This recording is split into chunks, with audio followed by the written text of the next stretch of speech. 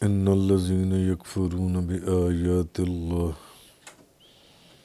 بے شک جو لوگ اللہ کی آیتوں کے ساتھ کفر کرتے ہیں، وَيَقْتُلُونَ النَّبِيِّينَ بِغَيْرِ حق، اور انبیاء کو ناحق شہید کرتی ہیں، وَيَقْتُلُونَ الَّذِينَ يَأْمُرُونَ بِالْقِسْطِ مِنَ النَّاسِ،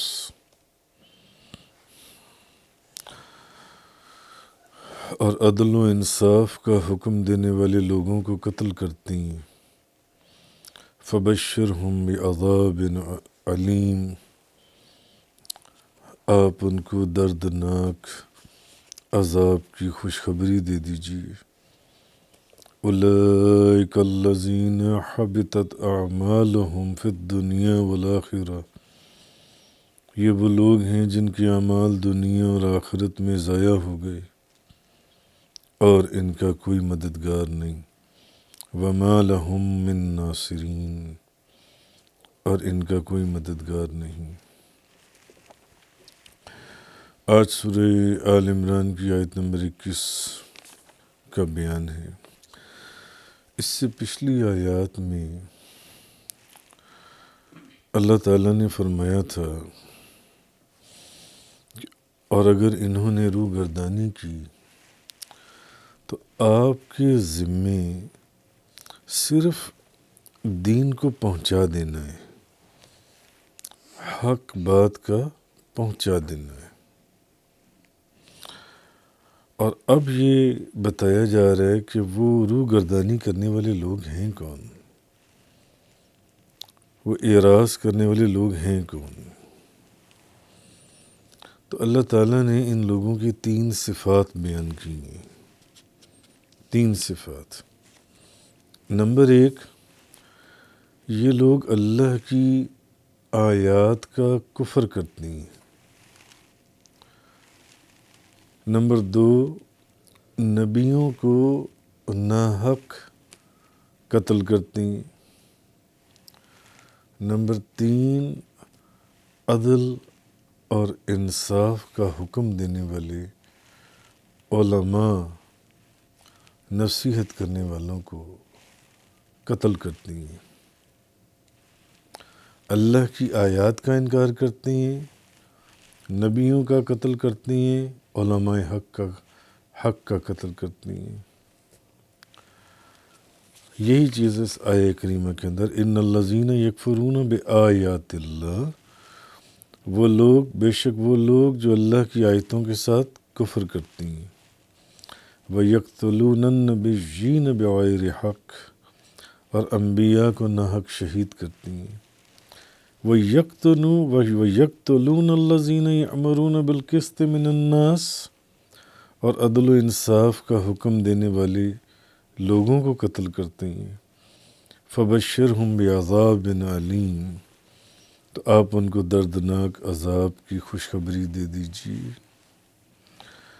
اولئک الذین حبطت اعمالهم فی الدنیا والآخرہ، یہ وہ لوگ ہیں جن کے اعمال دنیا اور آخرت میں ضائع ہو گئے، وما لهم من ناصرین، اور ان کا کوئی مددگار نہیں ہے، کوئی ان کا مددگار نہیں۔ حضرت ابو عبیدہ بن جراح بیان کرتی ہیں رضی اللہ تعالیٰ عنہ کہ میں نے عرض کیا، یا رسول اللہ، قیامت کے دن وہ کون سے لوگ ہیں جن کو سب سے زیادہ عذاب ہوگا؟ میں نے نبی پاک صلی اللہ علیہ وسلم سے پوچھا کہ یا رسول اللہ، قیامت والے دن کون سے لوگ ایسی ہیں جن کو سب سے زیادہ عذاب ہوگا؟ تو آپ نے فرمایا، جس شخص نے نبی کو قتل کیا، یا نیکی کا حکم دینے والے اور برائی سے روکنے والے کو قتل کیا۔ اور پھر نبی پاک صلی اللہ علیہ وسلم نے یہ جو آیہ کریمہ ہیں یہ پڑھی حضرت ابو عبیدہ بن جراح کے سامنے کہ ان الذین یکفرون بآیات اللہ ویقتلون النبیین بغیر حق وَيَقْتُلُونَ الَّذِينَ يَأْمُرُونَ بِالْقِسْطِ مِنَ النَّاسِ فَبَشِّرْهُم بِعَذَابٍ أَلِيمٍ۔ پھر آپ نے یہ آیت ان کے سامنے تلاوت فرمائی۔ آپ نے فرمایا سب سے زیادہ عذاب ان کو ہوگا جنہوں نے نبیوں کو قتل کیا یا نیکی کا حکم دینے والے اور برائی سے روکنے والوں کو قتل کیا۔ اور پھر حضور نے یہ آیت پڑھی۔ پھر آپ نے فرمایا ابو عبیدہ بنی اسرائیل نے صبح کے وقت، صبح کا جو اول حصہ تھا اس میں 43 نبیوں کو قتل کر دیا، 43 نبیوں کو قتل کر دیا۔ تو بنی اسرائیل کے 112 عبادت کرنے والے علماء کرام اٹھے اور انہوں نے ان کی مذمت کی، تو انہوں نے ان کو نیکی کا حکم دیا اور برائی سے روکا۔ تو بنی اسرائیل نے اسی دن کے آخری حصے میں ان 112 عبادت گزار علماء کو بھی قتل کر دیا۔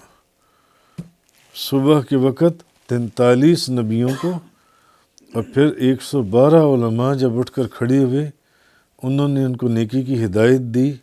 برائی سے روکا، تو شام تک ان کو بھی قتل کر دیا بنی اسرائیل نے۔ تو اس کا یہ ذکر ہے کہ ان الذین یکفرون بآیات اللہ، بے شک جو لوگ اللہ کی آیات کے ساتھ کفر کرتی ہیں، وَيَقْتُلُونَ النَّبِيِّينَ بغیر حق،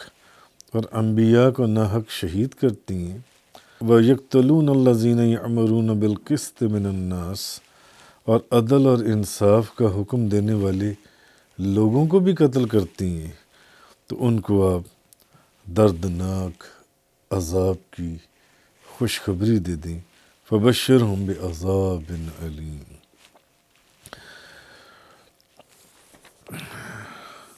جب اس آیت پر ایک سوال یہ بھی آتا ہے کہ اس آیت میں یہودیوں کے متعلق فرمایا گیا ہے کہ وہ اللہ کی آیات کا انکار کرتی ہیں، تو کوئی کہنے والا یہ کہہ سکتا ہے کہ یہودی جو ہیں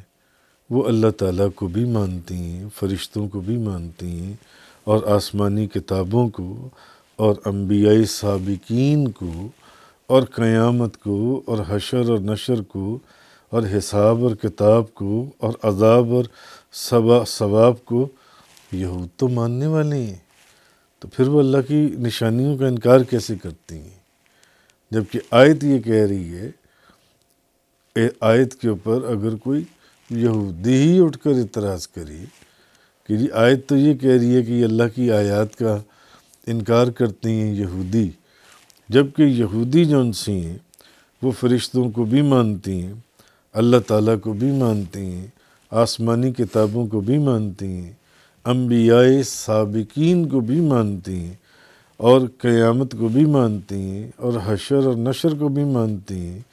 اور عذاب اور ثواب کو بھی مانتی ہیں، اور حساب اور کتاب کو بھی مانتی ہیں، تو یہ کیا قرآن نے یہ کیا کہا؟ تو اس کا جواب یہ ہے کہ انبیاء سابقین کو مانتی ہیں مگر نبیوں کے تاجدار کو نہیں مانتے، نبیوں کے سردار کو نہیں مانتے، جن کے اوپر نبوت آ کر ختم ہوئی ان کو نہیں مانتے۔ تو نبی کریم صلی اللہ علیہ وسلم کی نبوت کا ان یہودیوں نے انکار کیا، اور تورات میں بھی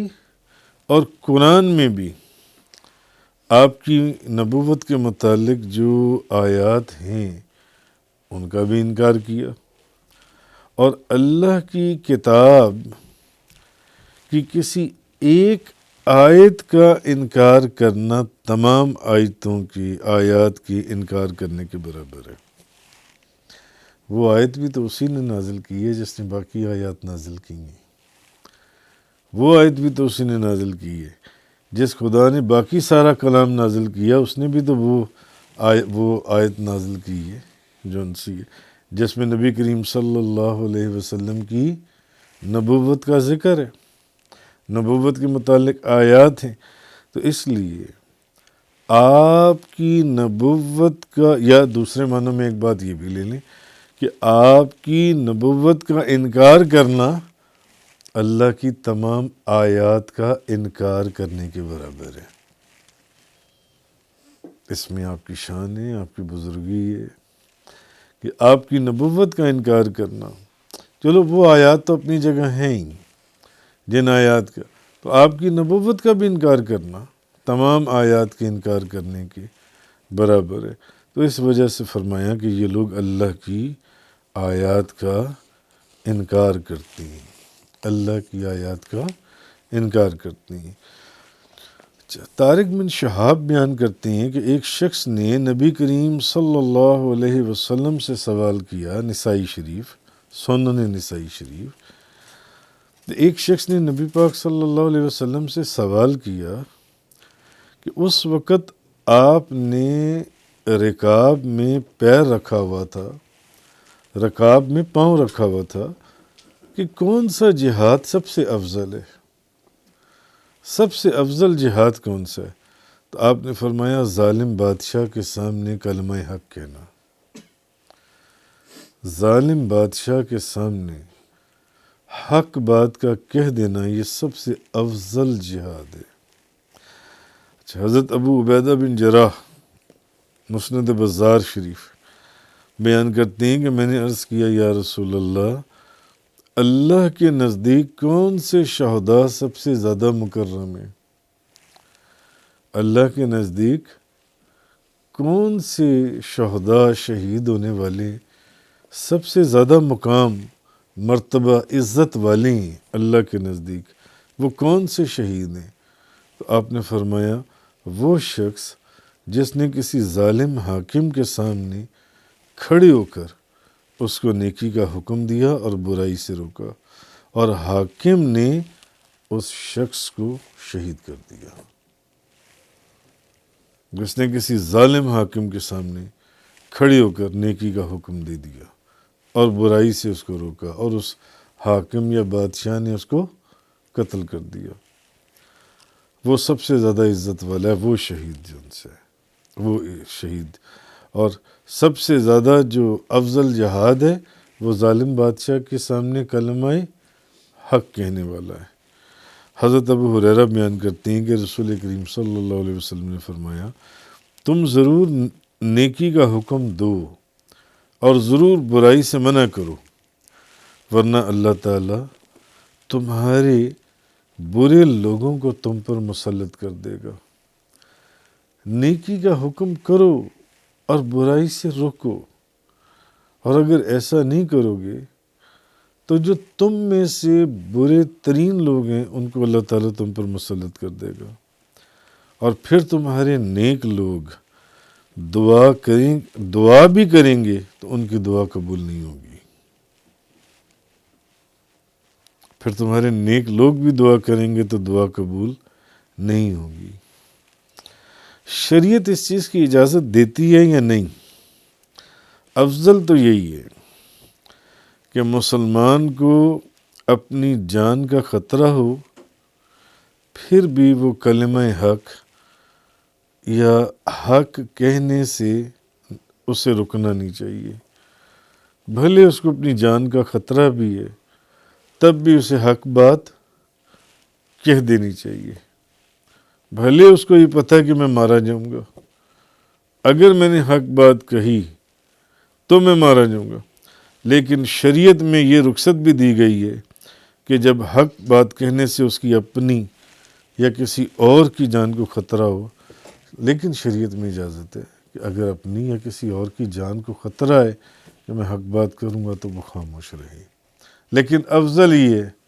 کہ وہ حق بات جو ان سے یہ کہہ ڈالے۔ تو یہ چیز اللہ پاک نے فرمایا ان الذین یکفرون بآیات اللہ، بے شک جو لوگ اللہ کی آیات کے ساتھ کفر کرتی ہیں، وَيَقْتُلُونَ النَّبِيِّينَ بغیر حق، اور انبیاء کو ناحق شہید کرتی ہیں، وَيَقْتُلُونَ الَّذِينَ يَأْمُرُونَ بِالْقِسْطِ مِنَ النَّاسِ، اور انبیاء کے بعد عدل و انصاف کا حکم دینے والے لوگوں کو قتل کرتی ہیں۔ فبشرہم بعذاب علیم، آپ ان کو دردناک عذاب کی خوشخبری دے دیجئے۔ اولئک الذین حبطت اعمالہم فی الدنیا والآخرہ، یہ وہ لوگ ہیں جن کے اعمال دنیا اور آخرت میں ضائع ہو گئے۔ وما لہم من ناصرین، اور ان کا کوئی مددگار نہیں۔ تفسیر قرآن کا یہ لیکچر انگلش میں سننے کے لیے براہ کرم ڈسکرپشن میں موجود لنک پر کلک کریں۔